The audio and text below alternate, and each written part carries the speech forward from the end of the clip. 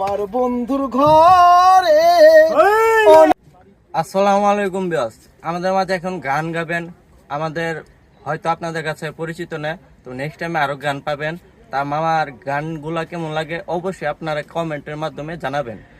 Next time মামার গান শুনতে চাইলে অবশ্যই কমেন্ট করবেন, তার গানগুলো কেমন হয়েছে আপনারা নেক্সট টাইমে ভিডিও পাবেন। পুরো গানটা শুনে যাবেন। ঘরে অনেক যতন করে আয়নাতে বাঁধানো ছিল মধুর মিলন। সেই কথা কি ভুলতে পারি থাকিতে জীবন। আমার বন্ধুর ঘরে অনেক যতন করে আয়নাতে বাঁধানো ছিল মধুর মিলন।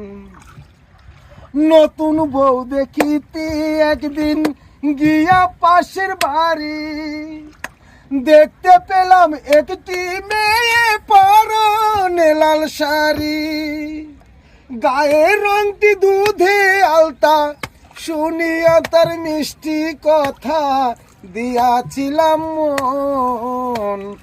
আয়নাতে বাঁধানো ছিল মধুর মিলন। আমার বন্ধুর ঘরে অনেক যতন করে আয়নাতে বাঁধানো ছিল মধুর মিলন। নতুন বউ দেখিতে একদিন গিয়া পাশের বাড়ি, দেখতে পেলাম একটি মেয়ে পরনে লাল শাড়ি, গায়ে রংটি দুধে আলতা, শুনিয়া তার মিষ্টি কথা দিয়াছিলাম মন। আয়নাতে বাঁধানো ছিল মধুর মিলন।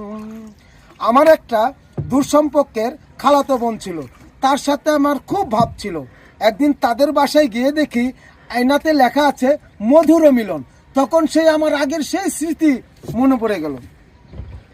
একটি ডালে দুটি পাখি বসে থাকে যেমন, মেয়েটি আর আমি ছিলাম এই জগতে তেমন।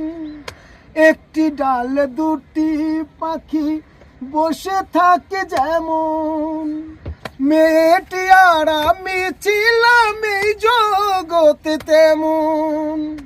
কত সুখের স্বপ্ন দেখতাম, না দেখিলে হইয়া যাইতাম।